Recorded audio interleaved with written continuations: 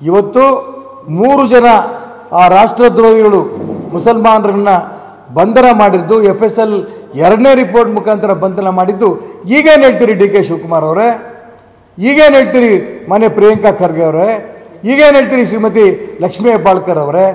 ಆ ರಾಷ್ಟ್ರದ್ರೋಹಿಗಳು ಪಾಕಿಸ್ತಾನ್ ಜಿಂದಾಬಾದ್ ಅಂತ ಕೂಗಿದ್ದಾರೆ ಅನ್ನೋದು ಇವತ್ತು ಸಾಕ್ಷಿ ಸಮೇತ ಸಿಕ್ಕಿದೆ ಅಂತೇಳಿ ನಿಮ್ಮ ಪೊಲೀಸ್ ಇಲಾಖೆಯ ಪ್ರಕಟಣೆಯನ್ನೇ ಘೋಷಣೆ ಮಾಡಿದ್ದೀರಿ.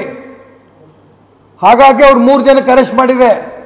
ಸಾಕ್ಷಿ ಸಮೇತ ಅವ್ರು ರಾಷ್ಟ್ರದ್ರೋಹಿ ಕೃತ್ಯವನ್ನು ಮಾಡಿರೋದು, ಪಾಕಿಸ್ತಾನ್ ಜಿಂದಾಬಾದ್ ಅಂತ ಕೂಗಿರೋದು ಸತ್ಯ ಅನ್ನೋದನ್ನು ಪೊಲೀಸ್ ಇಲಾಖೆಯ ಒಂದು ಪ್ರಕಟಣೆಯಲ್ಲೇ ಹೊರಡಿಸಿರ್ಬೇಕಾದ್ರೆ ನೀವು ಆ 3 ಜನ ಯಾರು ಪಾಕಿಸ್ತಾನ್ ಜಿಂದಾಬಾದ್ ಅಂತ ಘೋಷಣೆ ಕೂಗಿದಂಥ ಆ ರಾಷ್ಟ್ರದ್ರೋಹಿಗಳಿಗೆ ಬೆಂಬಲ ಕೊಟ್ಟರಲ್ಲ, ಈಗಲಾರು ಕೂಡ ನೀವು ನಿಮ್ಮ ಕಣ್ಣು ತೆಗೆದಿದೆಯಾ? ನಿಮ್ಮ ಕಿವಿ ಆಗಲಾರಿ ಚುರುಕಾಗಿದೆಯಾ? ನಿಮ್ಮ ಹೃದಯ ಇದೆಯಾ?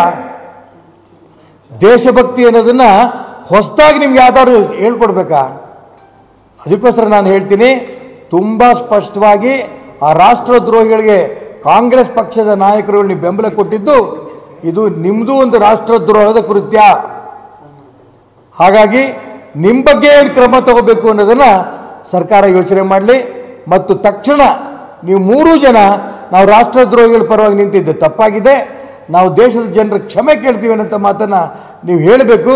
ಮತ್ತು ಇನ್ಯಾರ್ಯಾರು ಈ ರೀತಿ ಘೋಷಣೆಗಳು ಕೂಗಿದ್ದಾರೆ ಅವ್ರನ್ನೆಲ್ಲರೂ ಕೂಡ ಅರೆಸ್ಟ್ ಮಾಡಬೇಕು, ಅವ್ರಿಗೆ ಸರಿಯಾದ ಕ್ರಮವನ್ನು ಕೈಗೊಳ್ಳಬೇಕು ಅನ್ನೋಂಥ ಒತ್ತಾಯ ಈ ಸಂದರ್ಭದಲ್ಲಿ ನಾನು ಮಾಡ್ತೇನೆ.